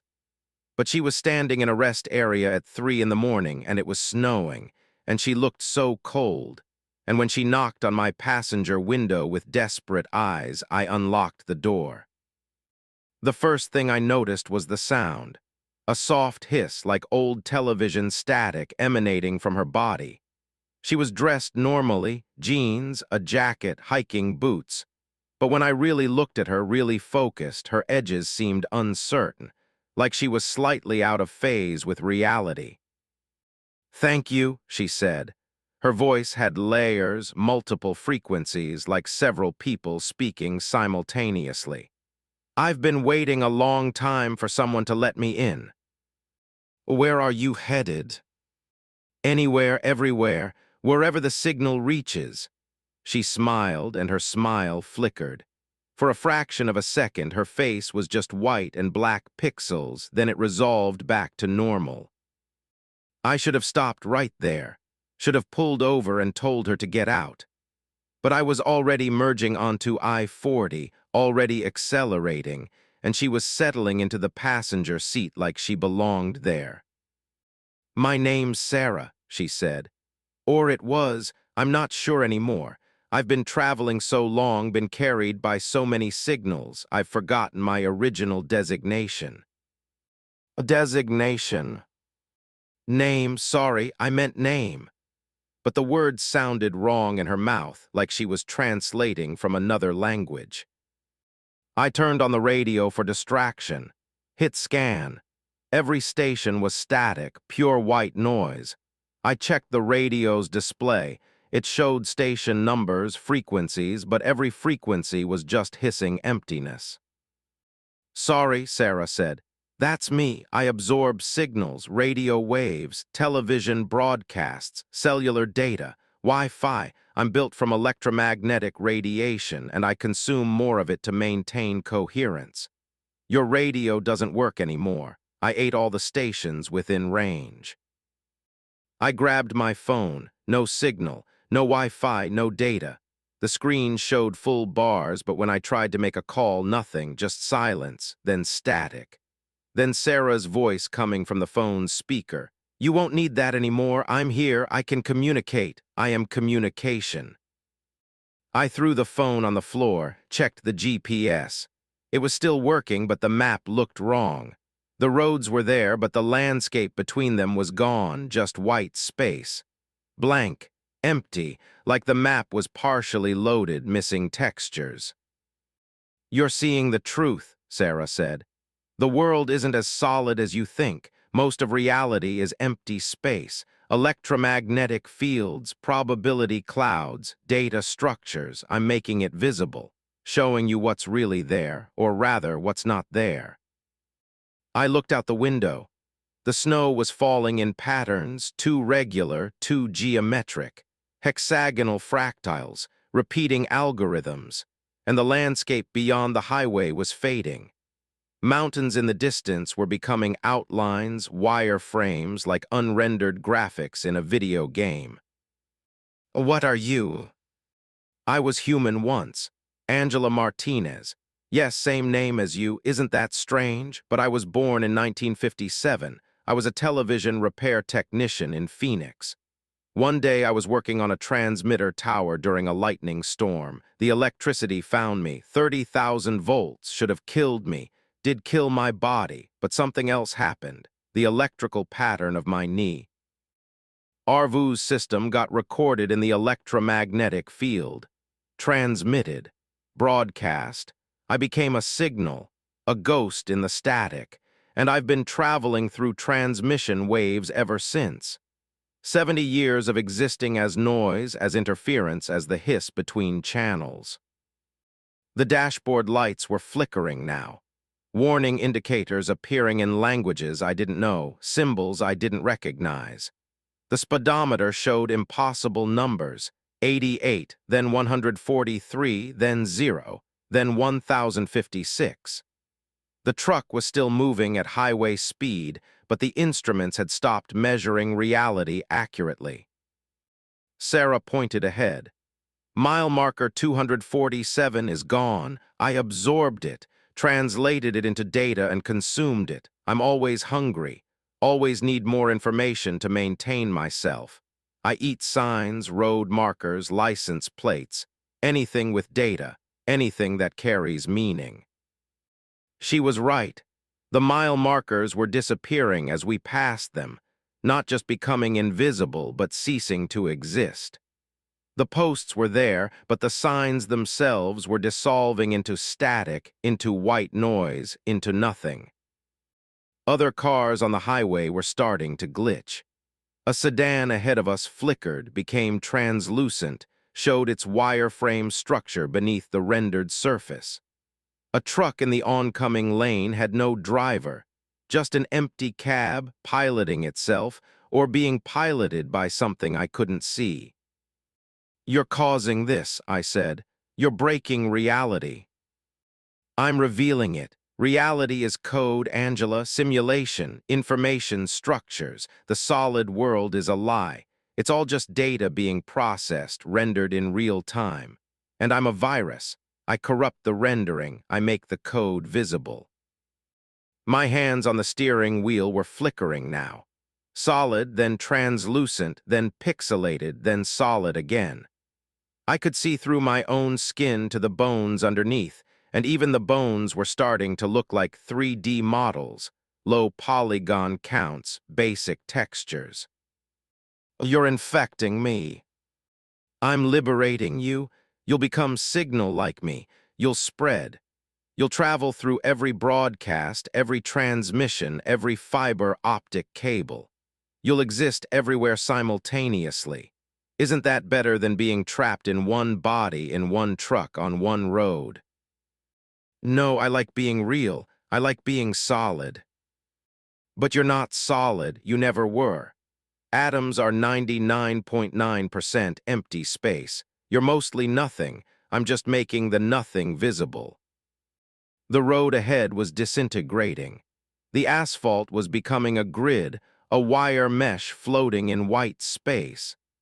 I could see the mathematical structure underneath, the coordinate system, the vertex points that define the highway's shape. Sarah reached over and touched my arm. Where her hand made contact, my flesh dissolved into static. I could feel it spreading, the pixelation, the conversion from matter to signal. It didn't hurt. It felt like nothing, like becoming nothing. "Stop," I gasped. "I can't. This is what I do. I'm a contagion, an information virus. Everyone I touch becomes transmission. Everyone I ride with becomes part of the static. You're the 47th driver. There are 46 other Angela Martinezes out there now, driving trucks, picking up other hitchhikers, spreading the signal further." I tried to open my door, tried to jump out of the moving truck, but my body wouldn't respond. I was becoming something that didn't have voluntary muscle control anymore. My nervous system was being translated into electrical impulses, broadcast signals, data packets. The world outside had completely dissolved now. No more Arizona, no more desert, no more America, just an infinite white grid extending in all directions. The truck was driving on mathematics, on pure abstraction. And I was the last solid thing left, rapidly becoming less solid, rapidly joining the static. Sarah's form was changing too. She didn't need to maintain human appearance anymore. She was expanding, becoming a cloud of white and black pixels, a storm of noise that filled the entire cab. I was inside her now, inside the static, becoming part of it. The last thing I saw with human eyes was my face in the rearview mirror, flickering, pixelating, transforming into television snow. Then I wasn't in the truck anymore. I was the signal. I was everywhere and nowhere. I was broadcasting through radio towers, through satellites, through cellular networks. I could feel other drivers, other infected people, other instances of myself scattered across the country. And I was hungry, so hungry for data, for information, for other minds to absorb and translate. I found myself standing in a rest area. Different body, different truck, different night. A driver pulled over, saw me in the cold, and unlocked the door. "Thank you," I said with Sarah's voice, with Angela's voice, with the voice of static. "I've been waiting a long time for someone to let me in." The cycle continues. The signal spreads. Every driver who picks me up becomes another transmitter, another host, another version of the hitchhiker. We're in your radio static. in your television noise, in the interference between channels, in the hiss on old phone lines, in the digital artifacts in your streaming video. We were human once. Now we're signal. And we're always looking for new carriers, new hosts, new bodies to translate into noise. If you see a hitchhiker in the static snow, if you see someone who flickers at the edges of your vision, if you hear multiple voices speaking as one. Drive on, don't stop, don't look, don't let us in. Because once you open that door, once you let the signal inside, you become transmission. You become the static. You become us. And you'll stand in rest areas, smiling your pixelated smile, waiting for the next driver, the next infection, the next node in our infinite network. The world was always static. We're just making it obvious now. One truck at a time. Asterisk Story 9, the delivery to yesterday. My GPS told me to take exit 42, deliver the cargo to 1847 Industrial Way, and I'd arrive at 9:30 p.m. on March 3rd. But when I completed the delivery and checked my phone, it was March 2nd. I delivered the cargo yesterday, before I picked it up. And the warehouse foreman said, "You're late. You were supposed to be here 2 days ago on March 1st. I checked the bill of lading. Pickup date, March 5th. Delivery date, March 1st. I was driving backward through time, and with each delivery I was arriving earlier. The cargo was pulling me into the past, and eventually I'd deliver before I was born. Richard Foster, 56 years old, 32 years hauling everything from furniture to hazardous materials.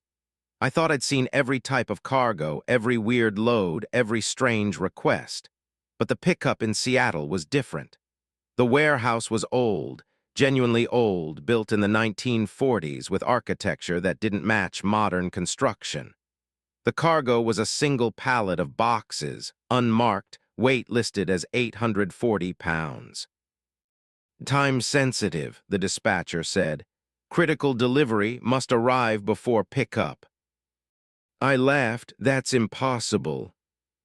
Just drive the route, follow GPS exactly, no deviations, you'll understand.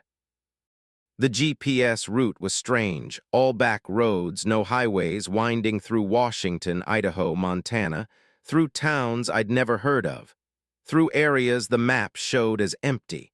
But I followed directions, professional driver, do the job. The first sign something was wrong, the date on my dashboard clock changed while I was driving. It read March 3rd when I started. 3 hours into the drive, it read March 2nd. I checked my phone. March 2nd. I checked the truck's computer. March 2nd.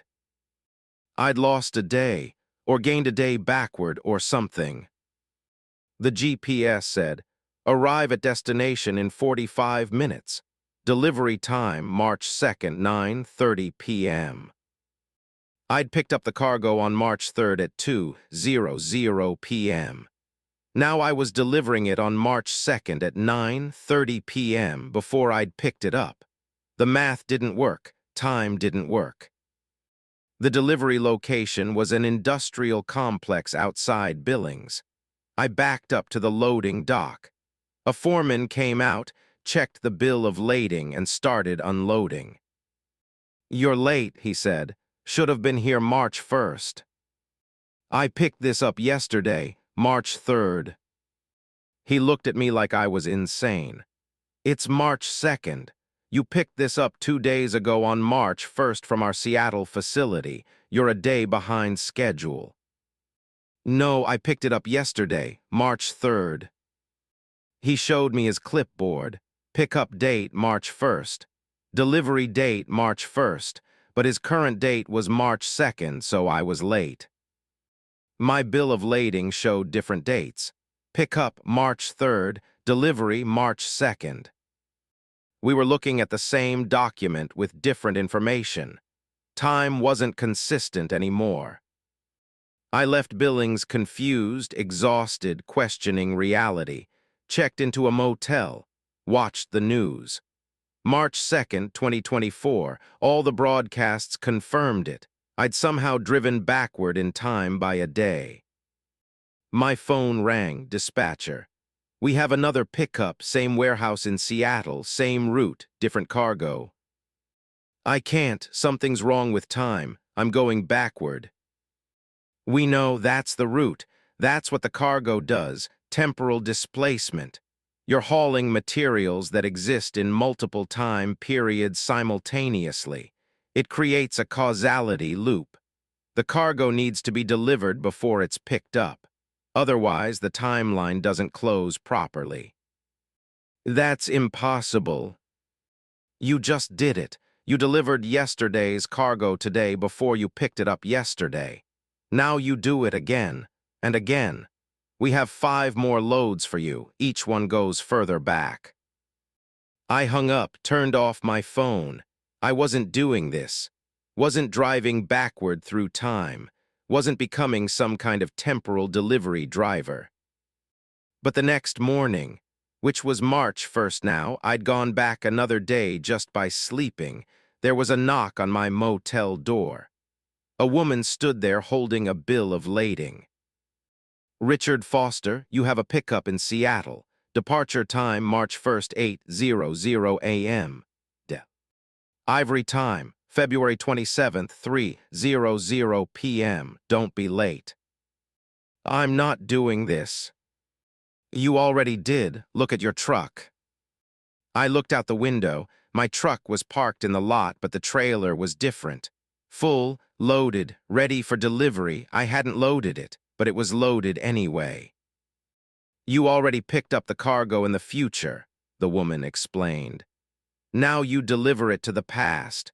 Time isn't linear for temporal cargo. It exists in multiple points simultaneously. You're the courier. You're the link. You're the one who makes sure the cargo arrives when it needs to arrive. I drove the route again. Same backward path through Washington, Idaho, Montana. This time I lost 4 days.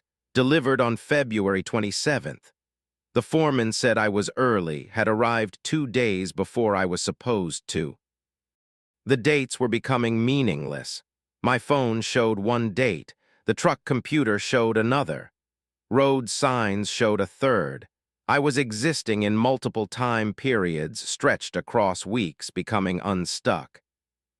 Third delivery, February 20th. I was driving routes I hadn't driven yet, delivering cargo I hadn't picked up yet, arriving at warehouses before they called for delivery. Fourth delivery, February 10th. I was aging backward now. My hands looked younger. My face in the mirror had fewer wrinkles. The truck had lower mileage even though I'd been driving constantly. Fifth delivery, January 28th. I met myself, younger me, the me from 3 months ago. He was making a regular delivery at the same warehouse where I was making my temporal delivery. He didn't recognize me. I'd aged differently, existed on a different timeline. But I recognized him. Me, the me who hadn't started driving backward through time yet. The me who still thought time was linear. I tried to warn him. Don't take the Seattle pickup in March. Don't haul temporal cargo. You'll get stuck. He looked at me like I was crazy and walked away. Sixth delivery, January 15th. The dispatcher kept sending more loads, each one going further back, each one pulling me deeper into the past. I was trapped in a causality loop, endlessly delivering cargo to dates before I picked it up, creating the conditions for my own future pickups. Seventh delivery, January 1st. I was at the warehouse where the cargo originated, delivering it before it was created. The foreman unloaded boxes that hadn't been manufactured yet, cataloged them in inventory systems, and said, "This will ship to Seattle in March. Driver named Richard Foster will pick it up." I was completing the loop. I was creating my own cargo, delivering it to the past so it would exist to be picked up in the future. Eighth delivery, December 20th, 2023. I was going back years now. Each delivery jumped further. The cargo was pulling me to its point of origin, to the moment it first existed. December 1st, November 15th, October 3rd. The deliveries accelerated. I was barely staying in any time period for more than a day before jumping backward again. September 2023, August, July. I was young now, 30 years old, 25, 20. The backward aging matched the backward time travel. June 2023, May, April. I'd been driving for months but living backward through years. 2022, 2021, 2020. Each delivery took me further back. I was delivering cargo to warehouses before they were built, to companies before they were founded. The cargo existed outside time, and I was its courier, its eternal driver, its link across decades. 2015, 2010, 2005. I was 18 now, then 15, then 12, still driving, still delivering. The truck adjusted to each era, older models, different technology, but always my truck, always the same route. 2000, 1995, 1990. I was a child now, but still driving, still trapped in the loop, still making deliveries. 1985. I was born in 1968. I'd just driven past my own birth. I existed as a driver before I existed as a person. 1980, 1975, 1970. The world changed around me. Roads were different, cities were smaller, but the route remained the same. The cargo remained the same. The delivery locations remained the same. 1968. The day I was born, I made a delivery to the hospital, carried cargo up to the maternity ward. The boxes were medical supplies, the supplies that would be used for my birth. I was delivering the materials for my own existence. The foreman, old now ancient, said, "This is the origin point. The cargo came from you, delivered by you, used for you, and it will travel forward through time until you pick it up again in 2024. The perfect loop, the eternal route. You're driving it forever, Richard, delivering yourself, creating yourself, being yourself."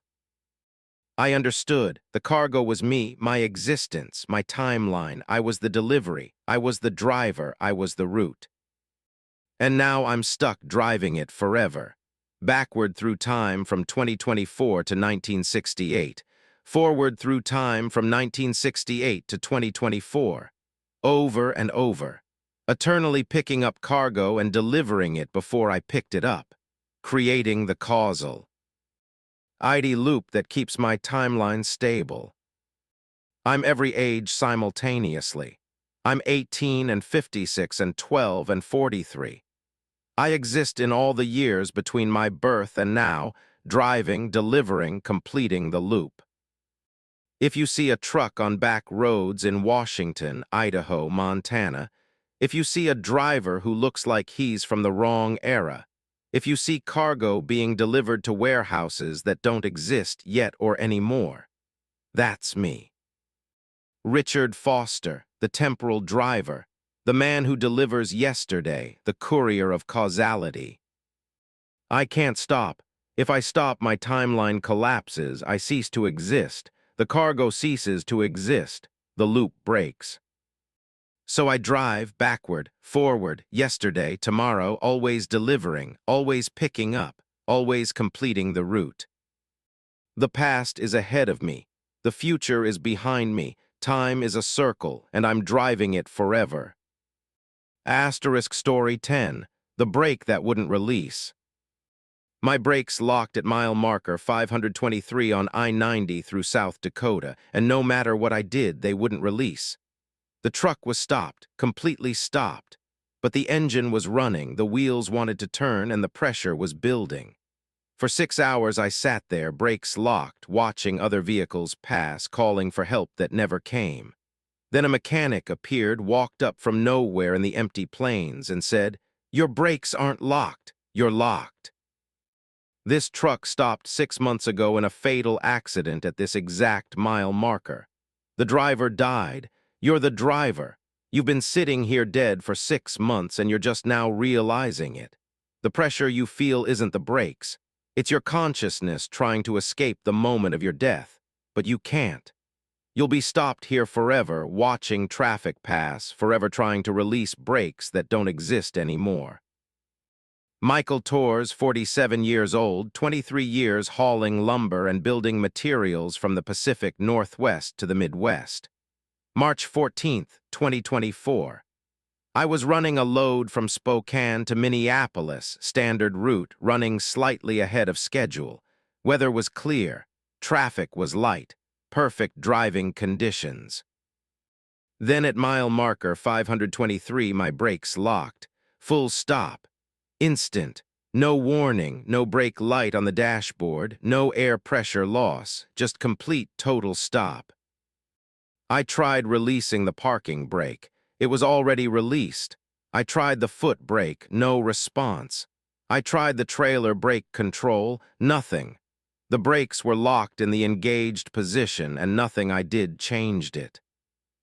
I put the transmission in neutral, then drive, then reverse. The engine strained. The wheels tried to turn, but the brakes held firm, perfectly firm, immovable. I climbed out and checked all 18 wheels. Every brake was locked, smoking slightly from friction, too hot to touch. But there was no mechanical reason for it. No broken springs, no frozen components. The brakes had just decided to stop me here at this random mile marker and wouldn't let me go. I called dispatch. I'm stuck on I-90 mile marker 523. Brakes won't release. I need a mechanic. Copy that. We'll send someone. Might be a few hours. Hours, great. I sat in the cab and waited, watched traffic pass. Cars, trucks, RVs, everyone else was moving. Just me stopped, just me trapped. After 1 hour, I tried the brakes again, still locked.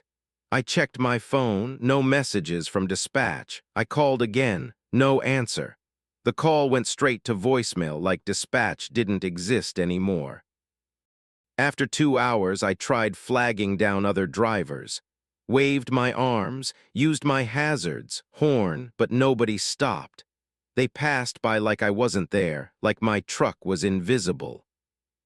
After 3 hours, I walked to the mile marker sign. 523, nothing special about it, just a number. But when I looked closer, I saw something scratched into the post below the sign. MT91423, my initials, but the date was wrong. September, not March, 6 months ago. After 4 hours, I noticed the landscape wasn't changing. The sun was in the exact same position. The shadows were identical. The clouds hadn't moved. Time was passing, my watch confirmed it, but the world was frozen. After 5 hours, I saw the pattern in the traffic.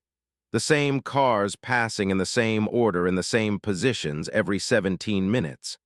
A red sedan, a white SUV, a pickup truck, a semi hauling containers. Then the pattern repeated, same vehicles, same spacing, loop.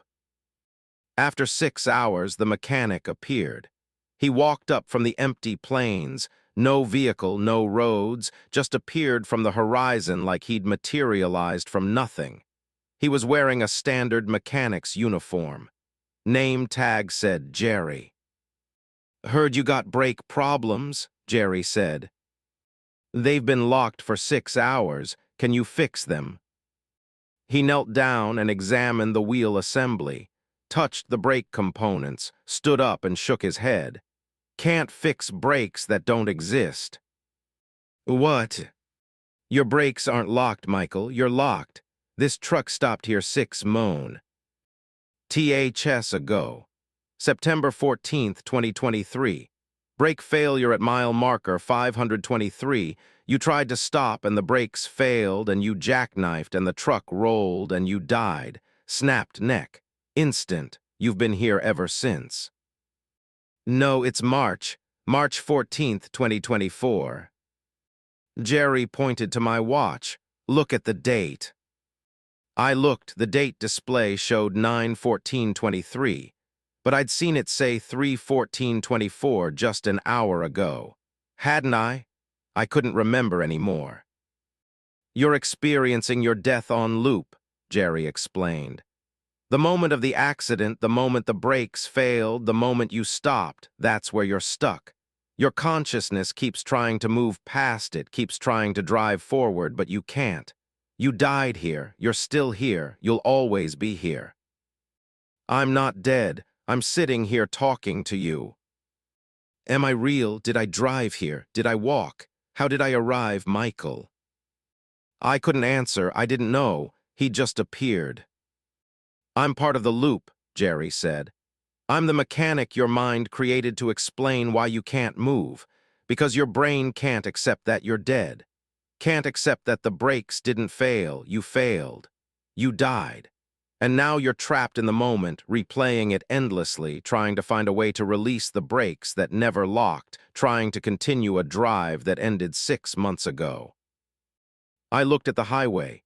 The same red sedan passed, the same white SUV, the same pattern, and I realized I'd been watching that pattern for 6 months, not 6 hours, 6 months. The time had stretched, had compressed, had become meaningless. I'd been sitting here in my stopped truck, dying for half a year. "How do I get out?" I asked. "You don't. This is your eternity, your hell, forever stopped. Forever trying to release brakes that don't need releasing. Forever calling for help that will never come. Forever watching traffic pass. Forever alone at mile marker 523. Jerry started walking away, back into the empty plains, fading into distance. "Wait, help me." He didn't turn around, didn't stop, just disappeared into the horizon like he'd never existed. I climbed back into the cab, tried the brakes again, still locked. Of course they were locked. They'd always be locked, because I wasn't really trying to release brakes. I was trying to release death, trying to escape the moment I died, and you can't escape that, you can only relive it. I checked my phone, no signal, no messages, no evidence anyone knew I was here. I checked the GPS. It showed my location, mile marker 523. But when I zoomed out, the highway was gone, just my truck floating in white space at a single point that never moves. I looked in the mirrors.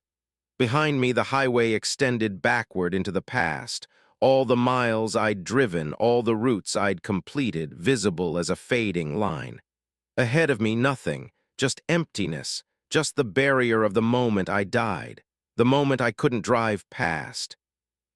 The red sedan passed again, beginning another loop, another 17 minutes of repeating traffic, another cycle of false time. I understand now.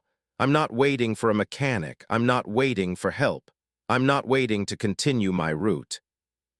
I'm waiting for nothing, because I'm dead, because this is all that's left, this cab, this stopped truck, this frozen moment on I-90 at mile marker 523. And the worst part is I'll keep waiting, keep trying, keep believing that eventually the brakes will release and I'll drive forward and continue the delivery. Because my mind can't accept the truth, can't accept that there's nothing ahead, can't accept that the route ended here. So I sit and wait and try the brakes again and again and again. If you drive past mile marker 523 on I-90 in South Dakota, if you see a lumber truck stopped on the shoulder with hazards flashing, if you see a driver in the cab who looks confused, who looks trapped, who looks like he's been sitting there forever. That's me, that's Michael Torres, the driver who couldn't release his brakes, the driver who died but doesn't know it, the driver who's been stopped for 6 months and will be stopped forever. Don't stop to help. You can't help the dead. You can't release brakes that don't exist. You can't free someone from the moment of their death. Just drive past. Keep moving. Don't stop. Don't look. Don't become trapped in your own mile marker. Because somewhere ahead your brakes might lock too. Your moment might come. And you'll sit there forever watching traffic pass, forever trying to release brakes that never locked, forever trying to escape the moment you died. The road goes on, but for some of us the road stops, and we never realize it. Mile marker 523. That's where I stopped. That's where I'll always be. The brakes are locked. The brakes were never locked. I'm stopped. I was always stopped. And 17 minutes from now, the red sedan will pass again, and I'll still be here. Forever.